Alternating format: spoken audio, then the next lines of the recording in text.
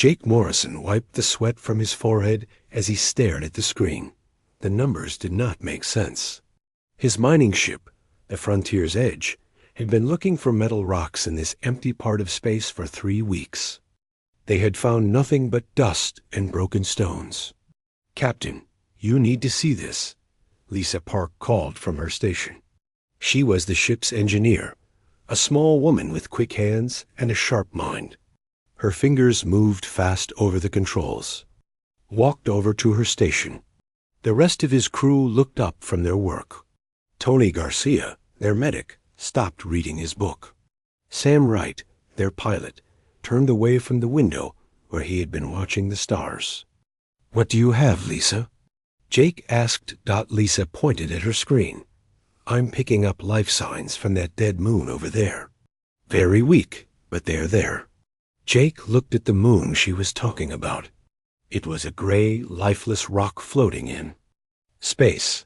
No air, no water, no plants. Nothing should be alive there. "Are you sure?" Jake asked. "That moon has been dead for millions of years." "I'm sure," Lisa said. "The signals are coming from the far side. Something is alive down there." Tony stood up and walked over to them. "Could be a mistake. Sometimes our machines see things that aren't there." "No," Lisa shook her head. "I've checked 3 times. There's something alive on that moon." Jake thought about it. The Galactic Council had told all human ships to stay away from this area of space. They said it was dangerous, but Jake had always been curious. His mother used to tell him that curiosity would get him in trouble. One day, "Sam, can you get us closer to that moon?" Jake asked. Sam nodded and started working on the ship's controls. The Frontier's Edge slowly moved toward the gray moon. As they got closer, Lisa's screens showed more details. "Captain," Lisa said, her voice excited, "I'm seeing metal. Big pieces. Looks like a crashed ship." Jake felt his heart beat faster. A crashed ship meant people might be hurt. It meant someone might need help. "Tony, get your medical kit ready," Jake said. "Lisa, scan for any danger. Sam, find us a safe place to land." "Captain," Tony said slowly, "the council said to stay away from this area. Maybe we should call for help instead." Jake looked at his crew. They were good people. They trusted him to make the right choices. But something in his gut told him that waiting for help might be too late. "We're going down," Jake said. "If someone is hurt down there, we can't wait for council ships to arrive. That could take days."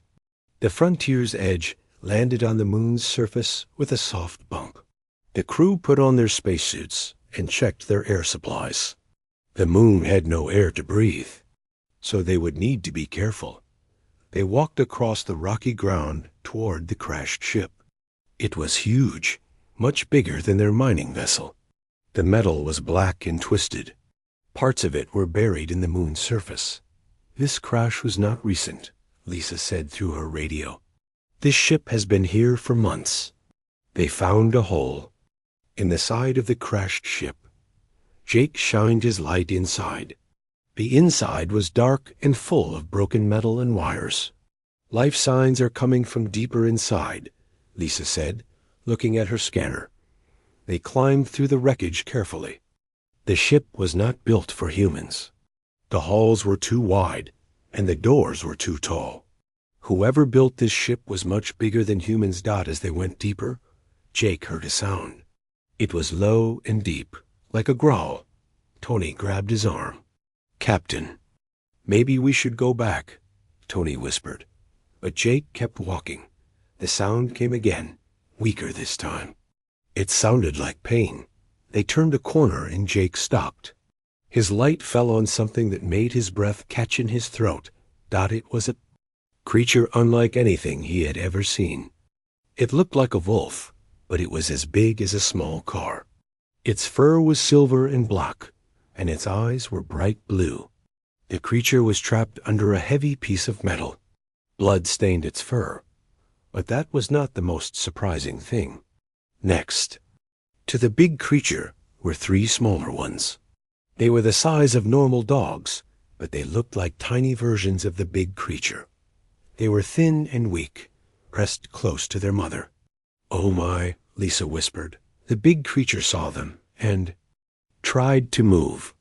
It made a growling sound, but it was too weak to be scary. It was trying to protect its babies. "Tony, what kind of animal is this?" Jake asked. Tony looked at his scanner. "According to the database, this is a Fenrithi. They're listed as extremely dangerous predators." Jake remembered hearing about the Fenrithi. The Galactic Council said they were killers. They said the Fenrithi attacked other species without reason. The Council had been hunting them for years. "Why is it just lying there?" Sam asked. "If it's so dangerous, why isn't it attacking us?" Jake looked at the creature again. Its eyes were not filled with anger or hate.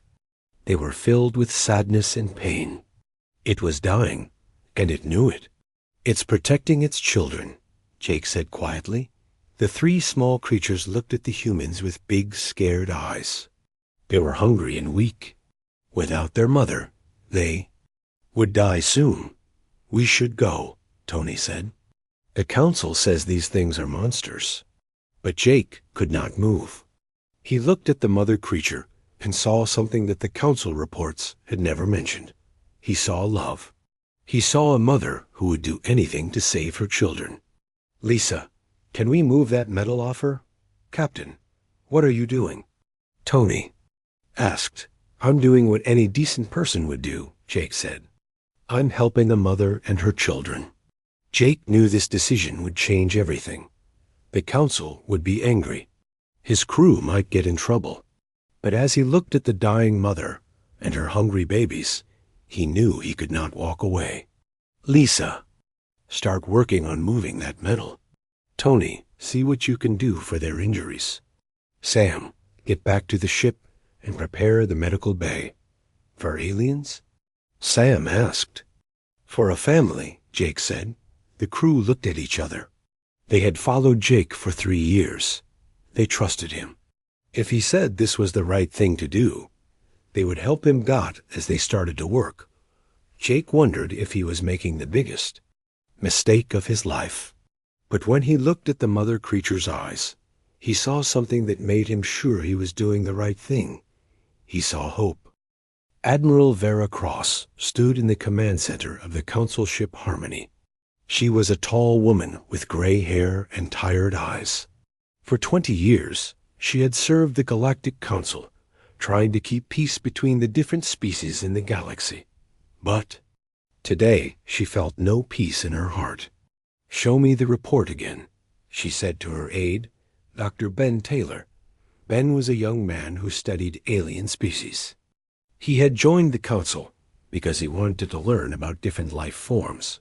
Now he wished he had never heard of the Fenrithi. 3 months ago, we cornered the last group of Fenrithi on the moon in Sector 7. Ben read from his tablet. The group consisted of 1 adult female and 3 juveniles. Rather than execute them immediately, the Council voted to leave them in the wreckage of their ship. Vera closed her eyes. She remembered that vote. 12 species had voted to kill the Fenrithi quickly. 8 species had voted to let them die slowly. The slow death had won because some Council members thought it was more humane. "Continue," Vera said. The Fenrithi were left with no food, no water, and no way to escape. Council ships were ordered to stay away from the area. The expectation was that they would die within days. But they didn't, Vera said quietly. "No, Admiral, the adult female somehow kept herself and her young alive for 3 months. Our long-range sensors show they are still alive, but barely." Vera walked to the window and looked out at the stars. Somewhere out there, a mother was dying while trying to keep her children alive. The thought made her stomach hurt. "Tell me about the Fenrithi," she said. "The real story, not the official report." Ben looked nervous. "Admiral, the official reports say everything we need to know." "The official reports are lies, and we both know it," Vera said. Tell me the truth. Ben took a deep breath. The Fenrithi were once the peacekeepers of the galaxy. They were strong, smart, and fair. For 1,000 years, they helped settle disputes between species. They protected the weak and stopped wars before they started. What changed? The Zephyrian Empire decided they wanted to control more planets. The Fenrithi tried to stop them. The war lasted 10 years. The Zephyrians used weapons that were banned by galactic law. They poisoned entire worlds. Vera had heard this story before, but it still made her angry. And the Council did nothing. The Council was afraid of the Zephyrians. They were too powerful, so we let them fight the Fenrithi alone. And when the Fenrithi started losing, Ben's voice became very quiet. They became desperate. They started using the same terrible weapons the Zephyrians used. They did things that went against everything they had believed in. So the Council decided they were monsters. The Council decided they were dangerous. After the war ended, there were maybe 1,000 Fenrithi left. They were scattered across the galaxy, trying to survive. The Council said they were too dangerous to live. Vera turned away from the window. And now we hunt them like animals. Admiral, they are killers. They destroyed entire cities during the war. So did the Zephyrians. But we still trade with them. We still call them our allies. Ben did not know what to say to that. Vera sat down at her desk and opened a file. Inside were pictures of Fenrithi before the war. They looked proud and noble. In one picture, a Fenrithi was teaching young aliens how to read. In another, a group of Fenrithi were helping to build a hospital. They were good people once, Vera said. War changes everyone. Ben said, "Yes, it does. But that doesn't mean we should have become monsters too." There was a knock at the door. A young officer came in. "Admiral, we have a problem. A human mining ship has entered the restricted area." Vera felt her heart sink. Which ship? The Frontier's Edge, Captain Jake Morrison commanding. They landed on the moon where the Fenrithi are located. Have they reported in? No, Admiral. We lost contact with them 6 hours ago. Ben stood up quickly. The Fenrithi must have killed them. We need to send a rescue team. But Vera was not so sure. She had met Jake Morrison once before. He was a good man, honest and brave. He would not have ignored the restricted area warning without a good reason.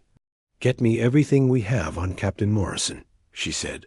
The officer handed her a file. "Vera, read it quickly."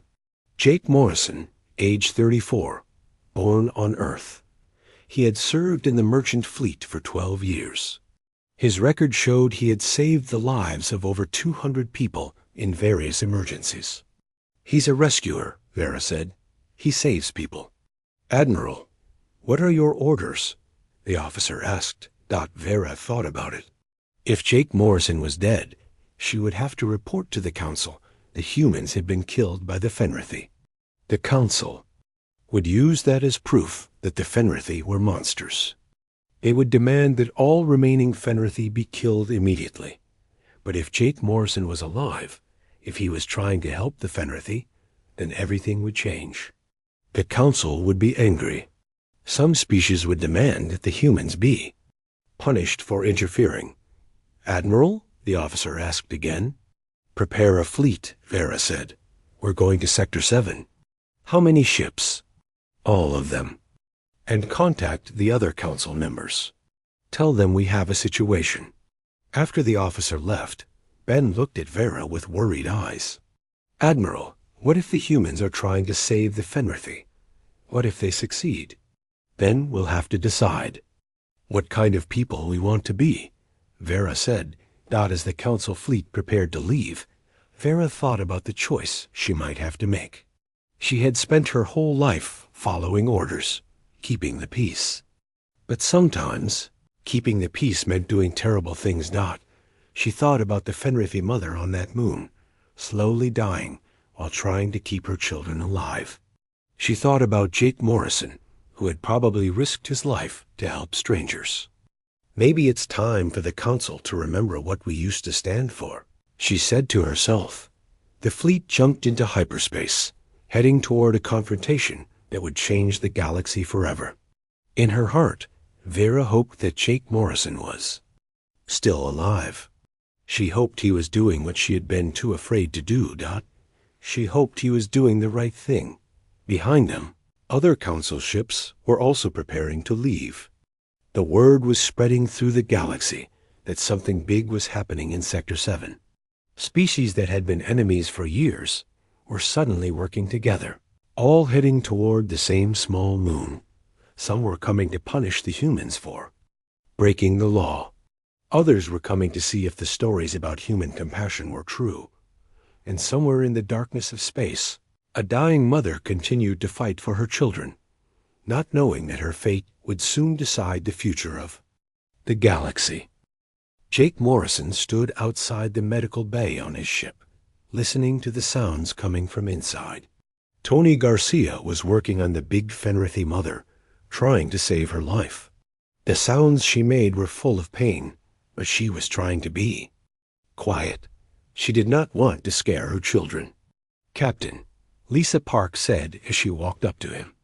I've been thinking about what we're doing. Jake looked at her. Lisa was smart, maybe the smartest person he knew. If she was worried, he should listen. What are you thinking, Lisa? We're breaking the law, she said simply.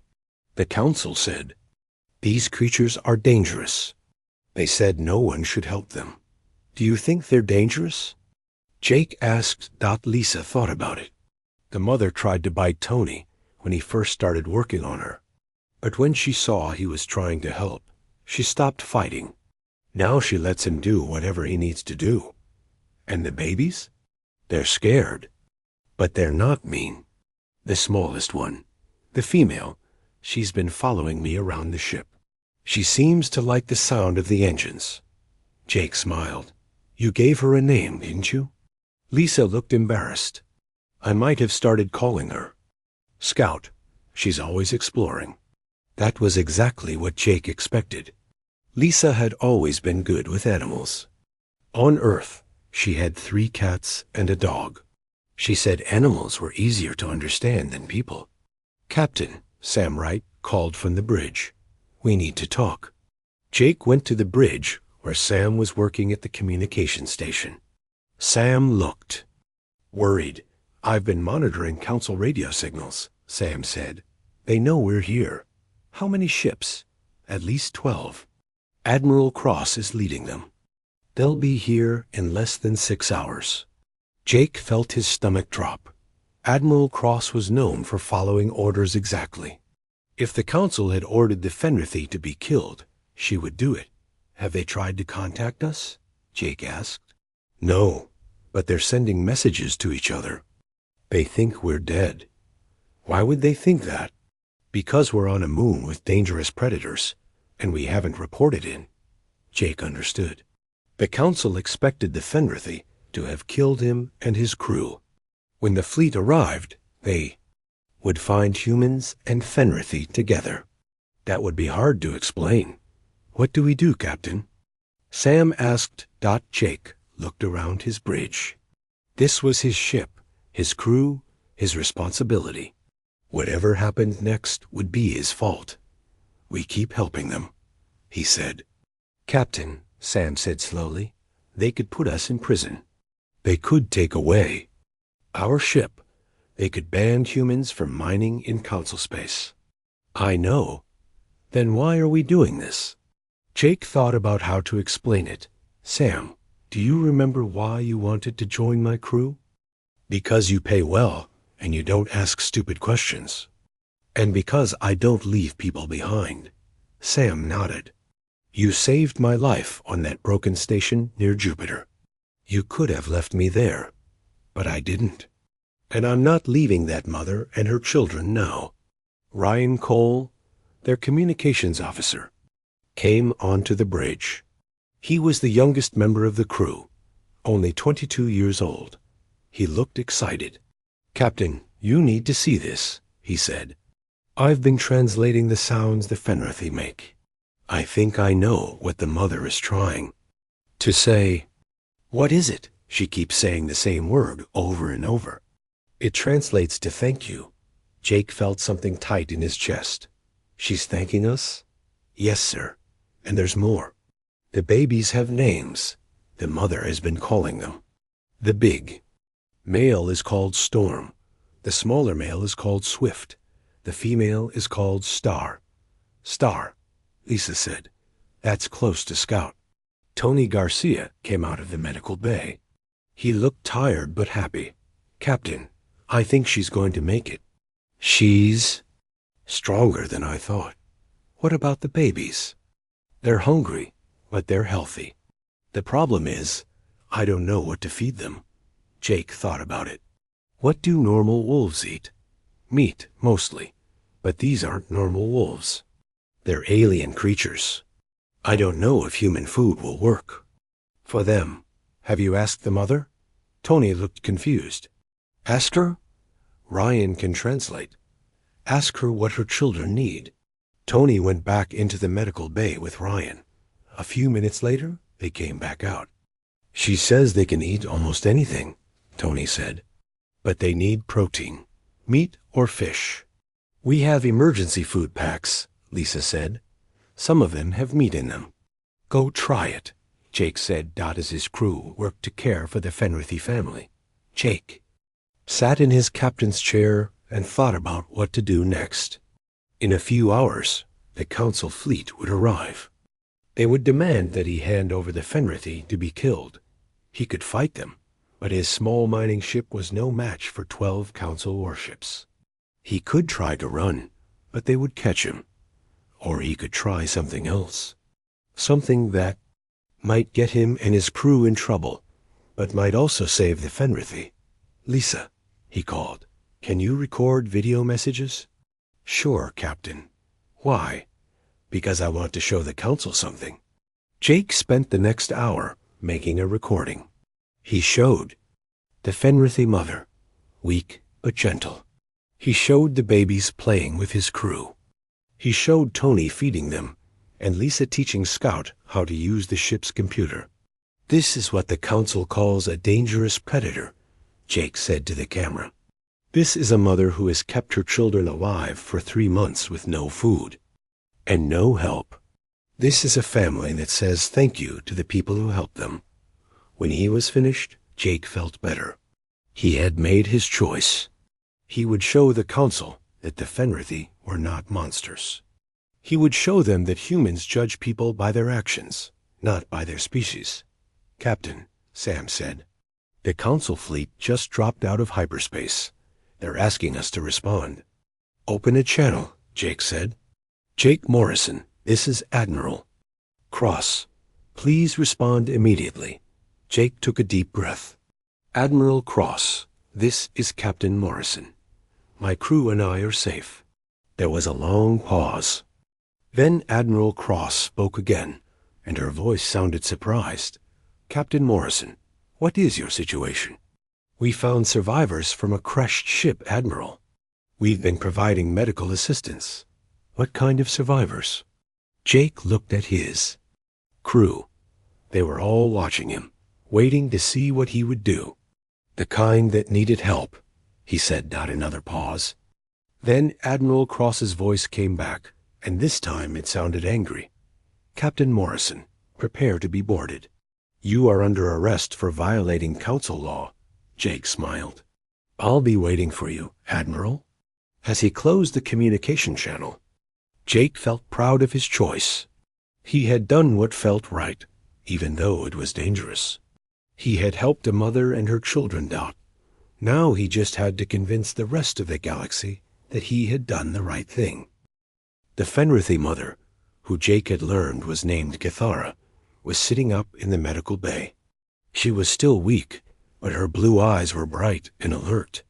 The 3 cubs were playing near her feet, making small growling sounds that Tony had.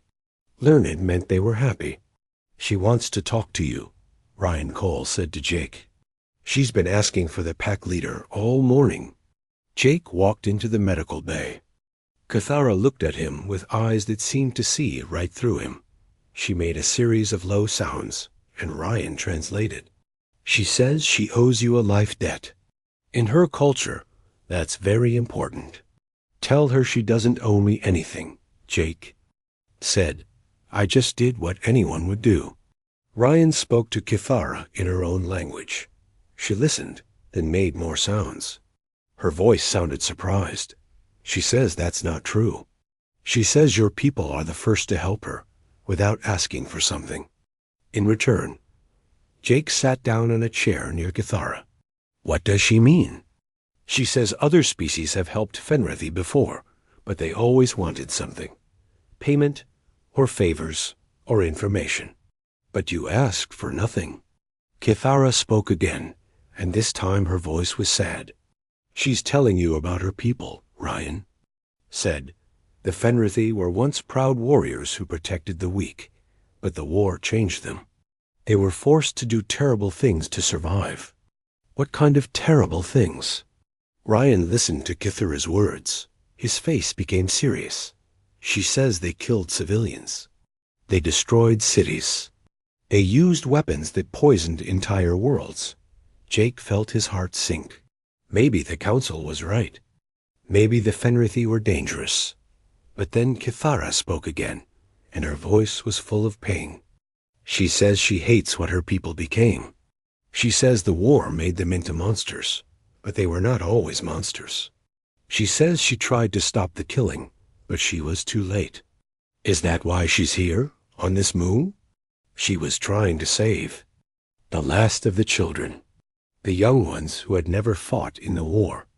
She wanted to take them somewhere safe, where they could grow up without learning to hate. Jake looked at the 3 cubs playing nearby. They were so young, so innocent. They had never hurt anyone.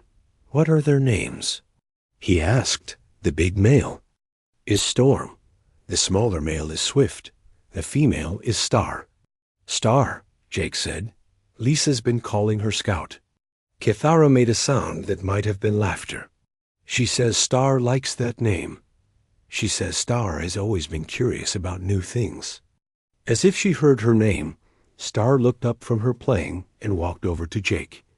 She was about the size of a medium dog, with silver fur and bright blue eyes like her mother. She sniffed Jake's hand, then made a small sound. She's saying hello, Ryan said. Jake gently petted Star's head. Her fur was soft and warm. She made a purring sound and leaned against his leg. She likes you, Ryan said. Cathara says Star has never been this comfortable with a stranger before. Over the next few hours, Jake learned more about the Fenrithi. Cathara told him about their history, their culture, their beliefs. She told him about the beautiful world they had lived on before the war, with its purple trees and silver rivers. She says Fenrithi children are taught to protect others from the time they can walk, Ryan translated. The motto of their people was strength to protect the weak, wisdom to know when to fight, and honor to know when to stop. What happened to that motto during the war? The Zephyrians killed so many Fenrithi that the survivors forgot about honor. They only remembered anger. Lisa came into the medical bay carrying a tray of food. She had made sandwiches for the human crew and prepared meat for the Fenrithi. Star immediately ran to her, making excited sounds. She's learned to recognize mealtime, Lisa said, laughing. She's been following me around the ship all day. Cathara watched as Lisa fed her daughter. She spoke to Ryan, who translated. She says Lisa has the heart of a mother. She says Lisa would make a good Fenrithi. Lisa blushed. Tell her that's the nicest thing anyone's ever said to me. As the day went on, the bonds between the humans and Fenrithi grew stronger. Tony taught Storm how to use the ship's exercise equipment. The young male was incredibly strong, but he was careful not to break anything. Sam showed Swift how the ship's navigation system worked.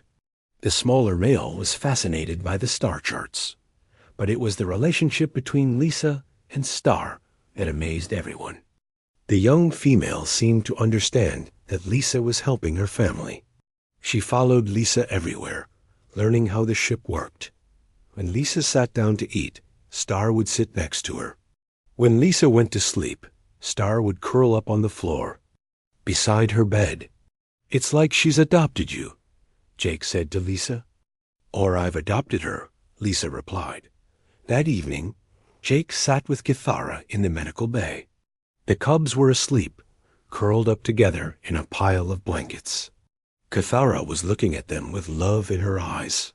She wants to know what will happen. When the council ships arrive, Ryan said that Jake had been wondering the same thing. "Tell her I don't know. But I promise I won't let them hurt her children." Kithara looked at him for a long moment. Then she spoke. "She says you are a true warrior, not because you fight, but because you protect. She says you remind her of what the Fenrithi used to be." "What do you mean?" "She says the Fenrithi were once like humans. They helped others without thinking about the cost. They did what was right because it was right." Jake felt a weight on his shoulders. In a few hours, the council fleet would arrive. They would demand that he turn over the Fenrithi to be killed. He would have to choose between following the law and protecting a family. "Tell her something for me," Jake said to Ryan. "What?" "Tell her that humans don't abandon their friends. No matter what happens tomorrow, I won't let anyone hurt her or her children." Ryan translated Jake's words. Kithara listened, then made a sound that was almost like a sob. She reached out with one large paw and gently touched Jake's hand. "She says you are packed now. She says that means you are family."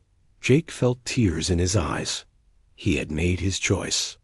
Whatever the council did to him, he would not regret helping his family. "Captain," Sam called from the bridge. "The council.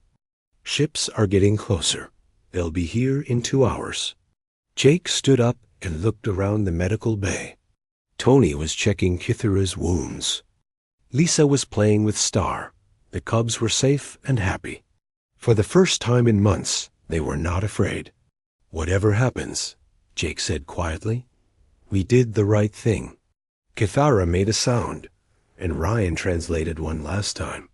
"She says she knows. She says her children will remember that there are good people in the galaxy. She says that's worth more than her life." Jake walked to the bridge to prepare for the arrival of the council fleet. Behind him, a mother and her children slept peacefully, surrounded by humans who had chosen to do what was right instead of what was easy. The bonds they had formed would soon be tested. But for now, they were a family, and families protect each other. The council fleet surrounded Jake's small mining ship like a pack of wolves. 12 massive warships hung in space around the tiny moon, their weapons pointed at the frontier's edge. Jake stood on his bridge, watching the ships on his screen. "They're not taking any chances," Sam Wright said quietly. "Captain Morrison." Admiral Cross's voice came over the radio. "This is your final warning. Surrender immediately, or we will board your ship by force." Jake looked at his crew. Lisa was standing next to him, her hand on Star's head. The young Fenrithi had refused to leave her side. Tony was nearby, ready to protect Storm and Swift if needed. Ryan was at his communication station, ready to translate if the Fenrithi needed to. "Speak. Open a channel to all ships," Jake said. "Captain, what are you doing?" Sam asked. "Something that might get us all killed," Jake replied. "But it's the right thing to do." The channel opened. Jake knew that every ship in the fleet could hear him. Now, hundreds of beings from dozens of different species were listening. "This is Captain Jake Morrison of the Frontier's Edge," he began. "I know you're here to arrest me for helping the Fenrithi. I know the Council has declared them dangerous. Monsters who must be killed." He paused and looked at Kithara, who was sitting in the medical bay with her children. She was still weak, but she was listening to every word. "I want to show you something," Jake continued. "Something the Council doesn't want you to see." He activated the video recording he had made earlier. The recording showed Kithara gently caring for her children. It showed the cubs playing with his crew. It showed Tony feeding them, and Lisa teaching Star how to use the ship's computer. "This is what the council calls a dangerous predator," Jake said. "A mother who kept her children alive for 3 months with no food and no help. A family that says thank you to people who help them." On the council command ship, Admiral Cross watched the recording with growing amazement. Dr. Ben Taylor stood beside her, his mouth open in shock. "That's impossible," Ben whispered. "Fenrithi don't act like that. They're killers." But Admiral Cross was remembering the old files she had read. Pictures of Fenrithi before the war, when they were protectors and peacekeepers. The recording showed her what the Fenrithi had been like before fear and desperation changed them. Admiral, her communications officer said, "The other ships are asking for orders." Vera looked at the screen, showing Jake's small ship. 1 human mining vessel against 12 council warships. Jake Morrison knew he couldn't win a fight, but he wasn't backing down. "Get me a channel to Captain Morrison," she said. "Captain Morrison. This is Admiral Cross. I'm coming aboard your ship." "You're welcome to come, Admiral, but I won't hand over the Fenrithi." "We'll see about that." Admiral Cross took a shuttle to Jake's ship. She brought Dr. Taylor and 6 armed guards with her. When she stepped onto the frontier's edge, she expected to find damage from fighting with dangerous predators. Instead, she found Jake Morrison, waiting for her with a smile. "Welcome aboard, Admiral. Would you like to meet the family we've been helping? Captain Morrison, you are under arrest for violating council law." "Where are the Fenrithi?" "They're in the medical bay. Would you like to see them?" Admiral Cross followed Jake through the ship. Her guards had their weapons ready, expecting to fight savage beasts. Instead, they found Kithara lying peacefully in the medical bay while her children played nearby. Star looked up when the strangers entered. Instead of growling or attacking, she walked over to Admiral Cross and sniffed her hand curiously. "She's saying hello," Ryan translated as Star made a small sound. Admiral Cross stared down at the young Fenrithi. She had expected a monster. Instead, she saw a curious child who showed no fear or aggression. "This is impossible," Dr. Taylor whispered. "The reports say Fenrithi attack on site." Kithara slowly sat up and looked at Admiral Cross. She spoke in her own language, and Ryan translated. "She says she knows who you are. She says you were the one who voted to let them die slowly instead of killing them quickly." Admiral Cross felt her face grow hot with shame. Tell her, I thought it was more humane." Kithara spoke again, and her voice was not angry. It was sad. "She says she understands. She says fear makes people do things they later regret." "Fear?" Admiral Cross asked. "She says you were afraid of her people because of what they did during the war. She says she was afraid too. Afraid her children would grow up to be killers. Like she became." Admiral Cross looked around the medical bay. She saw Lisa gently petting Star. She saw Tony checking Storm's bandages while the young male sat perfectly still. She saw Swift watching Sam work on a broken computer, learning how to fix things instead of break them. "They're not monsters," she said quietly. "No," Jake said. "They're a family." Admiral Cross's radio crackled. "Admiral, this is Captain Hayes from the Zephyrian ship Dominator. We demand you arrest the humans immediately and execute the Fenrithi." Admiral Cross felt her anger rise. The Zephyrians had started the war that destroyed the Fenrithi. Now they wanted to finish what they had begun. "Captain Hayes, you will stand down," she said into her radio. "Admiral, the Council voted. The Fenrithi must die." "The Council voted based on lies," Admiral Cross said. "These beings are not the monsters we were told they were." More voices came over the radio. Some species supported the admiral. Others demanded that the law be followed. The fleet was splitting into two groups. "Admiral," Dr. Taylor said, "what are you doing?" "What I should have done 3 months ago," she replied. Jake stepped forward. "Admiral, I have a proposal." "What kind of proposal?" "Let me broadcast my recording to the entire galaxy. Let everyone see what the Fenrithi are really like. And let the Council vote again. Captain Morrison, that could start a civil war. Some species will never accept living with Fenrithi. Then maybe it's time for the galaxy to decide what kind of place it wants to be," Jake said. Kithara spoke again, and Ryan translated. "She says she's willing to die if it will save her children. She says she's tired of running and hiding." Admiral Cross looked at the Fenrithi mother. Kithara's eyes held pain, but also hope. She was trusting humans to do the right thing, even though her own species had been betrayed so many times before. "Dr. Taylor," Admiral Cross said, "send Captain Morrison's recording to every ship in the galaxy.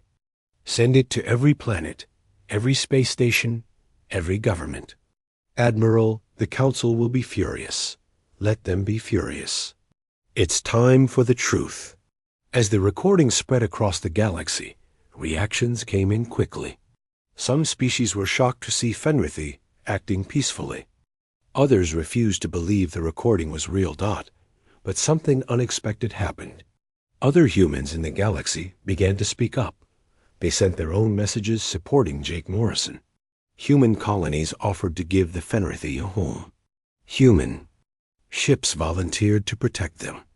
"Admiral," the communications officer reported, "we're getting messages from across the galaxy.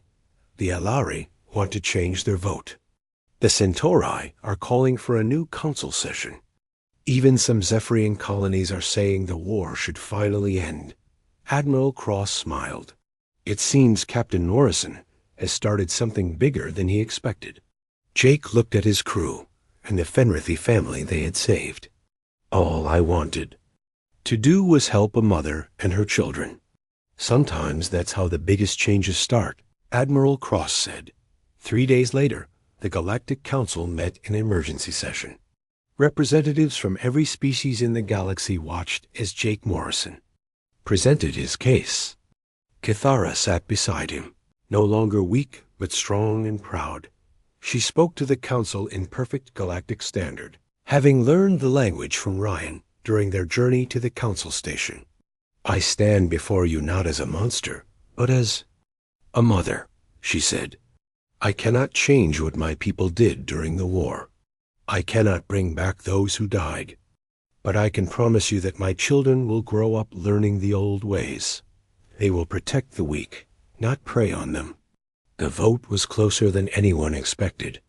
Many species still voted to maintain the death sentence. But enough had changed.